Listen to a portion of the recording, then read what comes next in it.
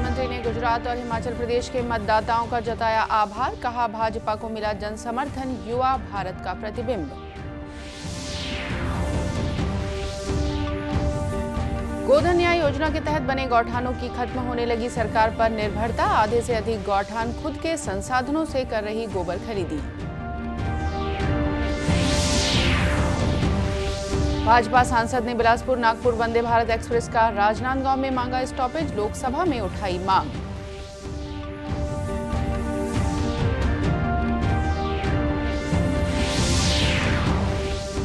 और भारत न्यूजीलैंड की one day series की मेजबानी मिलने से रायपुर में उत्साह, अगले सप्ताह से शुरू होंगी तैयारियां।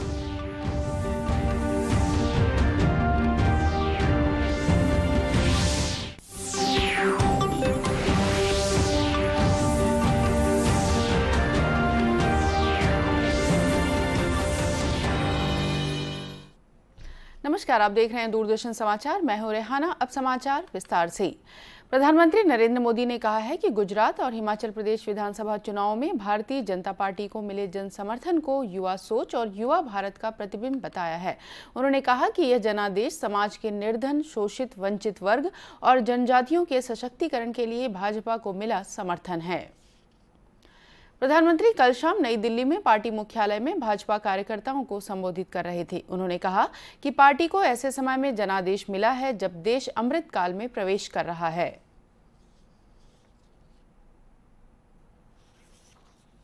बीजेपी को मिला जन समर्थन इसलिए भी महत्वपूर्ण है क्योंकि ये ऐसे समय में आया है जब भारत अमृत काल में प्रवेश कर चुका है। ये दिखाता है कि आने वाले 25 साल सिर्फ और सिर्फ विकास की राजनीति के ही है। भाजपा को मिला जन समर्थन नए भारत की आकांक्षाओं का प्रतिबिंब है।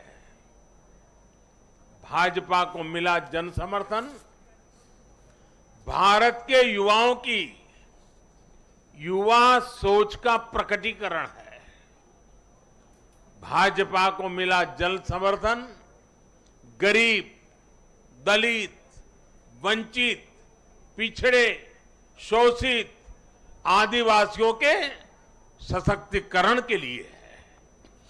लोगों ने भाजपा को वोट दिया क्योंकि भाजपा का हर सुविधा को प्रत्येक गरीब, मध्यम वर्गीय परिवार तक जल्द से जल्द पहुंचाना चाहती है।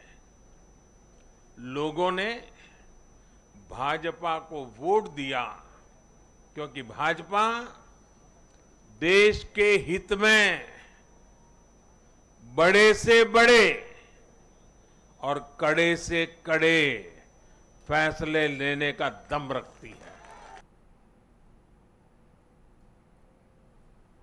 प्रधानमंत्री ने दोनों राज्यों में शांतिपूर्वक मतदान संपन्न कराने के लिए निर्वाचन आयोग को धन्यवाद दिया। भाजपा अध्यक्ष जेपी नड्डा ने भी जनादेश के लिए हिमाचल प्रदेश और गुजरात के लोगों का और कठिन परिश्रम के लिए पार्टी कार्यकर्ताओं का आभार व्यक्त किया। दिल्ली नगर निगम चुनाव परिणामों पर भाजपा प्रमुख ने कहा कि पार्टी नगर निगम में सकारात्मक विपक्ष की भूमिका निभाएगी। छत्तीसगढ़ में गोधन न्याय योजना के तहत बने गौठानों की सरकार पर निर्भरता खत्म होने लगी है। राज्य सरकार ने कल इस योजना के तहत गोबर बेचने वालों को 4 करोड़ 62 लाख रुपए का भुगतान किया। इसमें से 2 करोड़ 88 लाख रुपए का भुगतान गौठानों की खुद की कमाई से हुआ है। मुख्यमंत्री भूपेश बघेल ने इसे गोधन न्याय योजना की बड़ी सफलता कहा है। मुख्यमंत्री निवास में आयोजित वर्चुअल कार्यक्रम में मुख्यमंत्री ने कहा कि प्रदेश के ग्रामीण क्षेत्रों में आधे से अधिक गौठान स्वयं के संसाधनों से गोबर खरीद रहे हैं। राज्य सरकार को इन गौठानों को गोबर खरीदने के लिए पैसा देने की आवश्यकता नहीं पड़ती। अब तक 4277 गौठान स्वावलंबी हो चुके हैं। इन गौठानों ने अब तक अपने संसाधनों से 29 करोड़ 61 लाख रुपए से अधिक का गोबर खरीदा है। प्रदेश की पहली वंदे भारत ट्रेन का संचालन 11 दिसंबर से शुरू होना है। यह अत्याधुनिक ट्रेन बिलासपुर से नागपुर तक चलेगी। इस ट्रेन का ठहराव राजनांदगांव में भी करने की मांग उठने लगी है। कल लोकसभा में भाजपा सांसद संतोष पांडे ने इस ट्रेन को राजनांदगांव में भी रोकने की मांग उठाई। उन्होंने कहा कि राजनांदगांव में रेल स्थापना के लिए वहां के तत्कालीन राजा बलराम दास ने सन 1890 में ब्रिटिश गवर्नमेंट को इस शर्त पर जमीन दी थी कि राजनांदगांव में सभी ट्रेनों का स्टॉपेज हो।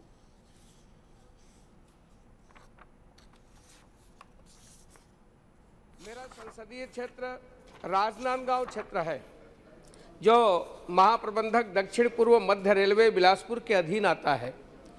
दिनांक 11-12-22 से बिलासपुर से नागपुर के मध्य Vande Bharat semi speed train का आरंभ हो रहा है, जिसके लिए मैं सम्माननीय नरेंद्र मोदी जी, सम्माननीय रेल मंत्री श्री अश्विनी वैष्णव जी को हृदय से आभार व्यक्त करता हूं। महोदय, मेरे संसदीय क्षेत्र के व्यापारी, छात्र छात्राएं, मरीज, नौकरी पेशा लोग पूरी तरह से सेमी मेट्रो शहर नागपुर तथा छत्तीसगढ़ की राजधानी रायपुर व उच्च न्यायालय बिलासपुर पर निर्भर है, जहां मेरे क्षेत्र से दिन भर में हजारों की संख्या में यात्रियों का आना जाना रहता है।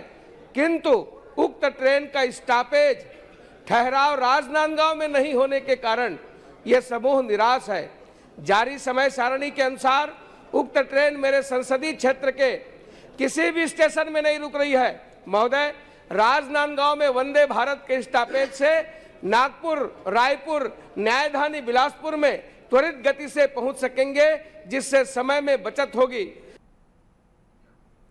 भाजपा के राजनांदगांव जिला अध्यक्ष रमेश पटेल ने कहा कि हमारे सांसद ने यहां की जनता की भावना संसद को बताई है। वंदे भारत ट्रेन का ठहराव मिलने से राजनांदगांव जिले के लोगों को आवागमन में काफी आसानी होगी। सांसद जी ने सवाल उठाए हैं लोकसभा। सांसद जी ने हमारे पूरे क्षेत्र की, राजनांदगांव लोकसभा क्षेत्र की सभी जनताओं की आवाज़ है कि वंदे मातरम, वंदे भारत ट्रेन का स्टॉपेज राजनांदगांव को मिलना चाहिए। आज लोकसभा में उसने पूरी क्षेत्र की जनता की ओर से माननीय प्रधानमंत्री और माननीय रेल मंत्री जी का आग्रह किया है कि उसका स्टॉपेज यहाँ के राजनांदगांव में मिले और इस क्षेत्र की जनता को उसका लाभ मिले। लगातार कई स्टॉपेज के विषय आते हैं, ट्रेन के परिस्थितियाँ जिन परिस्थितियों में रहते हैं। आज उन्होंने लोकसभा में यहाँ के राजा के जो अनुबंध हुए थे सरकार से, उस विषय को भी वहाँ रखा है। हमको पूरी उम्मीद है कि माननीय प्रधानमंत्री जी और माननीय रेल मंत्री जी राजनांदगांव में ट्रेन का स्टॉपेज देके यहाँ की जनताओं को उसका लाभ दिलाएंगे। छत्तीसगढ़ में high speed Vande Bharat express शुरू हो जाने से बिलासपुर से नागपुर जाने वाले यात्रियों को महज 4 घंटे लगेंगे। अभी इस यात्रा में 7 से 8 घंटे लगते हैं। सखी वन स्टॉप सेंटर द्वारा निजी कॉलेज में महिला हिंसा के प्रति विरुद्ध जागरूकता कार्यक्रम का आयोजन किया गया। महिला एवं बाल विकास केंद्र सरकार द्वारा राज्य सरकार की सहायता से प्रदेश में यह सेवा संचालित की जा रही है।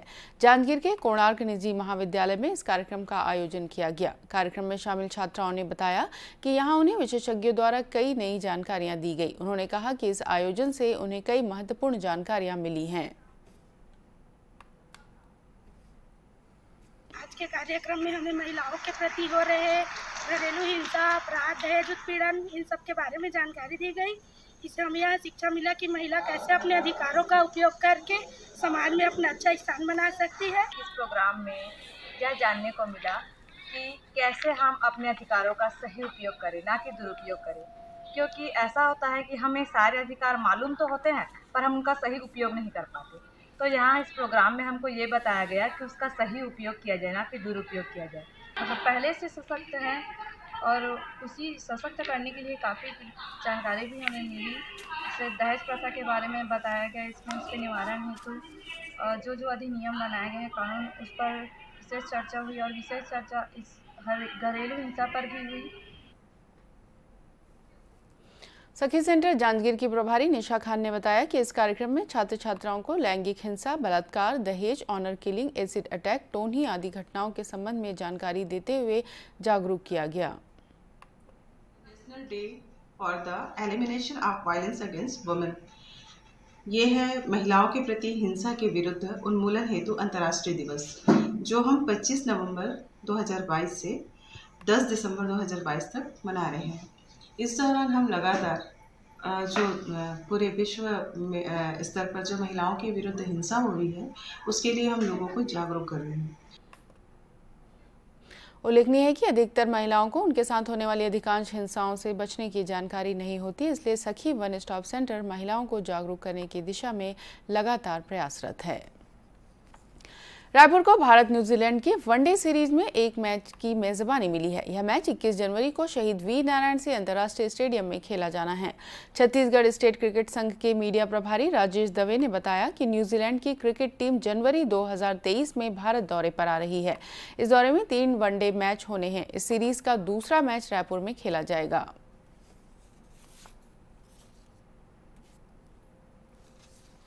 छत्तीसगढ़ स्टेट क्रिकेट संघ को बीसीसीआई ने पहली बार एक अंतर्राष्ट्रीय मैच मेजबानी करने का मौका दिया है। काफ़ी सालों से ये प्रयास चल रहा था कि रायपुर में एक अंतर्राष्ट्रीय मैच हो। आईपीएल और चैलेंजर ट्रॉफी पहले रायपुर में हो चुके हैं, तो रायपुर छत्तीसगढ़ की जनता के लिए ये बहुत बड़ा अवसर है कि एक अंतर्राष्ट्रीय मैच देखने का मौका मिलेगा। जहाँ तक रायपुर के स्टेडियम का सवाल है, ये वर्तमान में देश में तीसरा सबसे बड़ा स्टेडियम है कैपेसिटी वाइज, और इसमें सारी मॉडर्न फैसिलिटीज़ मौजूद हैं और ये विश्व में सबसे one of the best stadium की रैंकिंग मिली हुई है जितने एक्सपर्ट्स यहाँ पहले आए हुए हैं। तो ये बहुत बड़ा उपलब्धि है और 21 जनवरी को ये मैच खेला जाएगा। श्रृंखला का दूसरा मैच होगा भारत और न्यूजीलैंड के बीच में। यह पहला अवसर है जब रायपुर किसी अंतर्राष्ट्रीय वनडे मैच की मेजबानी कर रहा है। श्री दवे ने बताया कि मैच के लिए स्टेडियम तैयार है। अगले सप्ताह से आयोजन की तैयारियां शुरू कर दी जाएंगी।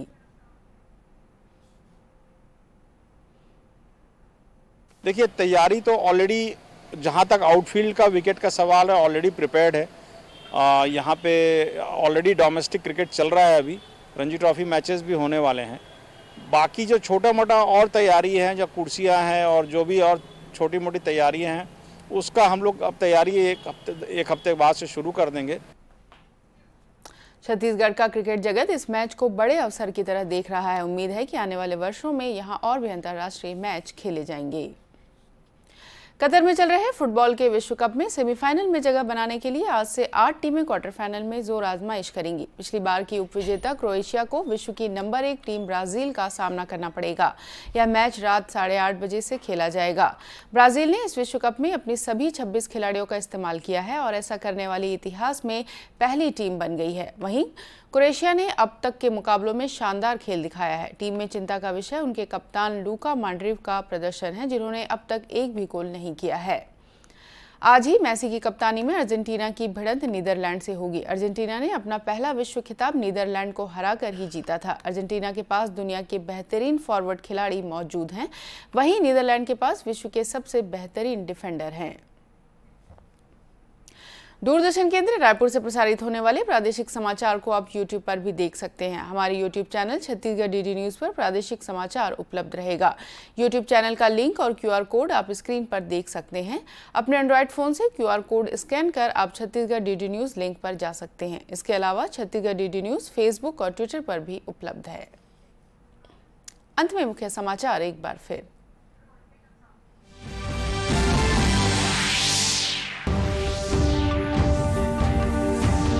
प्रधानमंत्री ने गुजरात और हिमाचल प्रदेश के मतदाताओं का जताया आभार, कहा भाजपा को मिला जन समर्थन, युवा भारत का प्रतिबिंब।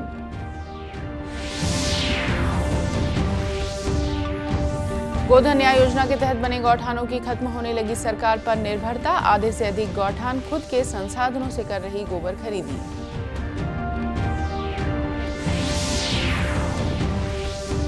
भाजपा सांसद ने बिलासपुर नागपुर वंदे भारत एक्सप्रेस का राजनांदगांव में मांगा स्टॉपेज, लोकसभा में उठाई मांग।